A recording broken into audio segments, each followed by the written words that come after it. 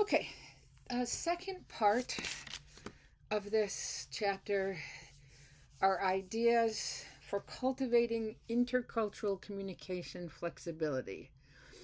As the authors say here, they prefer the term flexibility. Other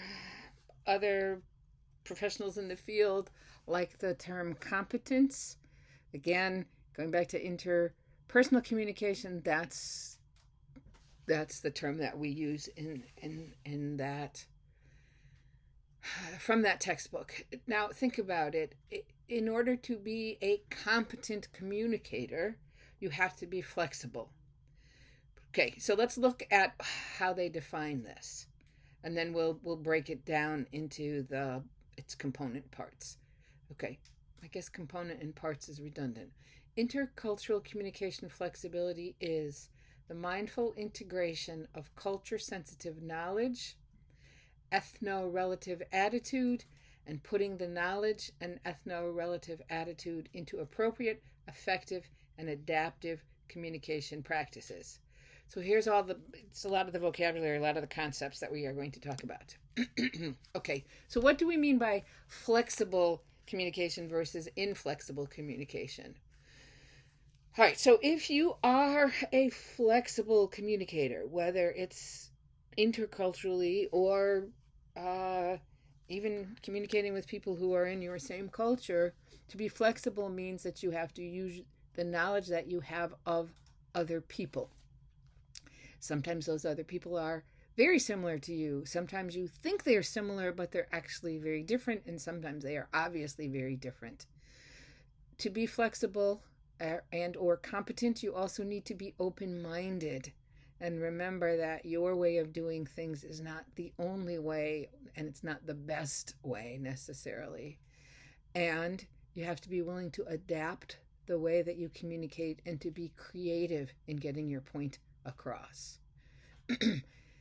Okay, to be inflexible means that we don't want to move from what we know. Our own cultural values, judgments, and habits are we think that they are the best, and it's kind of the idea that, well, if they want to communicate with me, they'll adapt to me, but I don't have to change.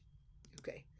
The textbook uses a term that Spellcheck does not like, ethno-relative or ethno-relativism, and they are contrasting it with ethnocentrism. Now, we looked at the word ethnocentric in the last chapter, which means if you look at that, if you break it down into its parts, so ethno, our own ethnicity, if it's ethnocentric, it means that is at the center for us, and we feel that that is what is appropriate, it's good, it's the best.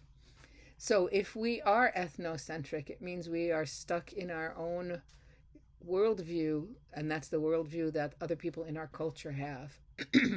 And we use our own cultural values as the standard to evaluate other people's behavior. So remember in chapter 1, we talked about how norms and values, beliefs and values are all connected.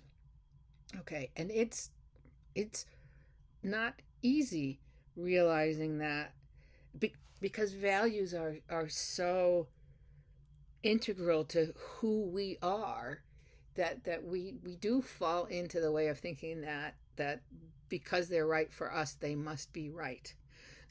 So ethno-relative or ethno-relativism means that we understand other people's cultural frame of reference. And I think the key word there is understanding. You don't have to say, I am going to change my own values, and I will be like these people, but what you have to do is say, I know why people are acting the way they are acting because it is part of their culture, and I can accept that. Okay. A lot of vocabulary. This is basically chapter 2 is all about vocabulary. Oops, vocabulary. Okay. Did I skip? All right, so how are we going to further understand what communication, intercultural communication flexibility is. Okay, so there are three components to. Wait, did I go too far? Yep. Okay. There are three content components. So we're let's say we're measuring how flexible we are as a communicator or how competent we are as a communicator, and we're looking at our knowledge, our attitude, and our skills. So the knowledge is what we have learned about the concepts that go into intercultural communication, either through formal study, like we're doing in this class, or informal learning because you happen to you were on vacation somewhere and you observed people, or you went to the I'm making this up, the Haitian American club that's in your town, and you watched how people interacted and you listened to them. Okay, so that's sometimes hard to define a word without using the word. So the knowledge is just, it's knowing what to do because of information that we have learned. The attitude, as the textbook says, there are two different components to the attitude. There's the cognitive, that's the thinking part, and the affective, which is the feeling part. So the part of attitude is we are mentally ready to be open-minded, and the affective part is that we are emotionally ready to be open-minded or empathetic. And then the last one is the skills. It's so we have the let's say we have the attitude. We are ready to learn. We are ready to put into practice what we learn. And then we have the knowledge, what we've learned. And sometimes that's theoretical. And so the skills is our ability to actually use what we know. And I think for a lot of people, that last part is I think for most of us, because we maybe haven't done this a lot. So we might be, people have said they are open-minded. You're taking this class and you're willing to learn, you're willing to increase your knowledge. Unless you're actually in the situations where you have to apply it, you're really never going to develop your skills. So those are the three content components. And then we also have what we're calling the three criteria that we can use to evaluate how we are doing as an intercultural communicator. And this is they are the noun forms here: appropriateness, effectiveness, and adaptability. We can look at them as adjectives. Are you appropriate? Are you effective? Are you adaptable? Okay, so appropriate is how is what you're doing proper? Does it match the expectations? So let's say we're in class, we're doing our Elron class, and I'm asking questions and nobody's answering, and I say, "Oh, for goodness sakes, would you people just talk?" How appropriate is that? Okay, and you're thinking, well, that's not how teachers are supposed to act. Okay.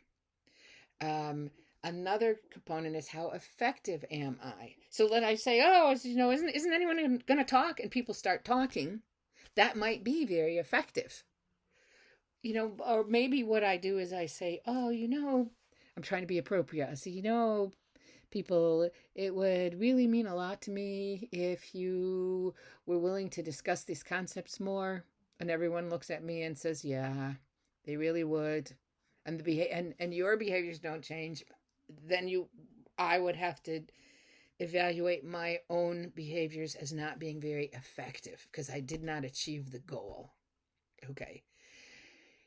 Basically, to be an effective, wrong word, to be a competent communicator or to be a flexible communicator, whether interculturally or in the context of just communicating with your next door neighbor who you grew up with, you have to be adaptable, which means you have to have the ability to change your behavior depending on the situation, because we know that things that have worked in one situation, when you apply them to a different situation, they might not work. So this, to me, the adaptability ties also into skills, that you might have all this knowledge and you're willing to use it and you have the skills, but if you always pull out that same skill, you're not very adaptable.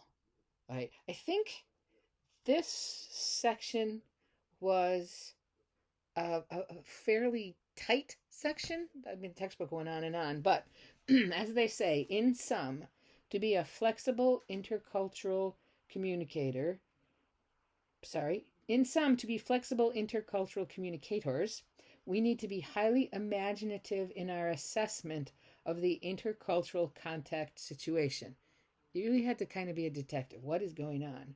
We also need to be behaviorally nimble, deciding whether to adapt to maintain the same posture or to expect the other person to adapt to our behaviors.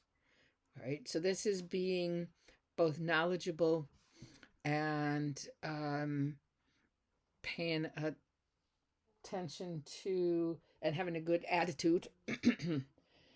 And then we also realize that it's all going to depend on the intention, process, goals, people, and context of an interactive situation. So, if you were to say to me, in this, should I do such and such? Probably my answer will be, it depends. You have to be adaptable. All right, that is section